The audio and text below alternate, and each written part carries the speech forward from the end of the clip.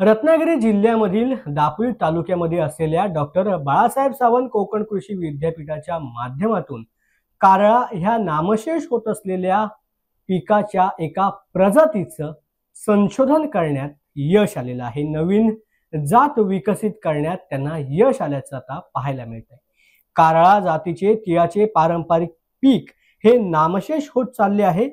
त्या पिकावरती बाळासाहेब सावंत कोकण कृषी विद्यापीठात संशोधन करून कारळा पिकामध्ये एक नवीन जात विकसित केली जाते।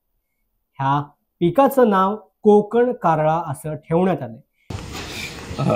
मला सांगायला जरा आनंदच होतोय की आता जे 29 ते 31 मे 2025 महाराष्ट्रातील 4ही कृषी विद्यापीठांची संयुक्त समिती झाली। परभणी येते, परभणी कृषी विद्यापीठामध्ये। तर त्या ठिकाणी संयुक्त समितीमध्ये आपली कारळा हे जे पीक आहे, कोकणातलं पारंपरिक पीक आहे, पूर्वी खूप याच्यावर संशोधन होणं बाकी होतं आणि ती जात जवळजवळ नामशेष होत चाललेलं पीक, तर ते डॉक्टर बाळासाहेब सावंत कोकण कृषी विद्यापीठाने त्याच्यामध्ये संशोधन करून कारळा पिकामध्ये एक नवीन जात यंदा विकसित केली। तिचं नाव आहे कोकण कारळा। कोकण कारळाचं वैशिष्ट्य म्हणजे ही साधारणपणे 85 ते 90 दिवसात तयार होते। मग जर तुम्ही त्याचं पेरणी केली तर पेरणीनंतर 35 ते 40 दिवसांनी फुलोरा सुरू होऊन ती 90 दिवशी कापायला तयार होते।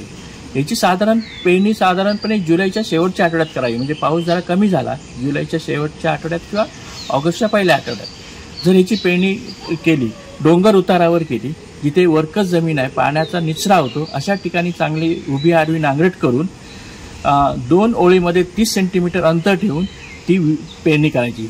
हे बियाणं लहान बारीक असल्यामुळे, छोटं असल्यामुळे तुम्हाला पेरताना त्रास होण्याची शक्यता असते, म्हणजे एकाच ठिकाणी पेरलं जाईल म्हणून त्याच्यामध्ये थोडंसं वाळू मिक्स करायची दुप्पट प्रमाणात, आणि वाळू मिश्रित हे बियाणं करून ते विरळ पेरणी करावी एका लाईनमध्ये।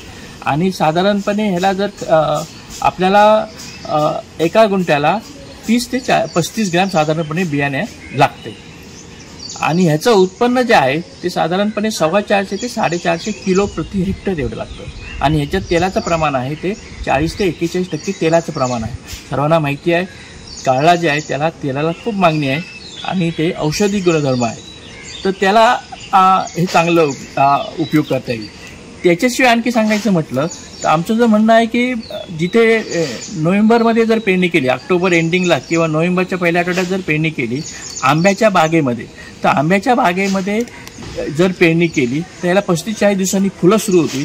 म्हणजे ज्यावेळी आंब्याचा फुलोरा असतो त्या आंब्याच्या फुलोऱ्याच्या वेळी परागीकरणासाठी कारळा पिकावर ज्यावेळी मधमाशा येतात तर त्याचा उपयोग होऊन आंब्याचं उत्पन्नसुद्धा वाढू शकतं। म्हणजे शेतकऱ्यांनी नोव्हेंबरमध्ये किंवा ऑक्टोबर एंडिंगला आंब्याच्या बागेमध्ये याची पेरणी करावी, म्हणजे कारळाचं तर थोडंसं उत्पन्न मिळेलच, परंतु त्याच्यापेक्षा उत्पन्न आंब्याचं मिळू शकेल। ही परपरागी होण्यासाठी त्याचा उपयोग होतो, कारण या पिकावर सर्वात जास्त म्हणजे मधमाशीचं प्रमाण खूप येतं। साधारण याची बाजार किंमत किती आहे आणि आपल्याकडे हे जर बियाणं उपलब्ध, किती बियाणं उपलब्ध आहे शेतकऱ्यांसाठी? या हंगामात आम्ही जवळजवळ 50 किलो बियाणं शेतकऱ्यांना कोकणात, विशेषतः रत्नागिरी जिल्ह्यामध्ये आपण वाटप केलेलं आहे या हंगामामध्ये।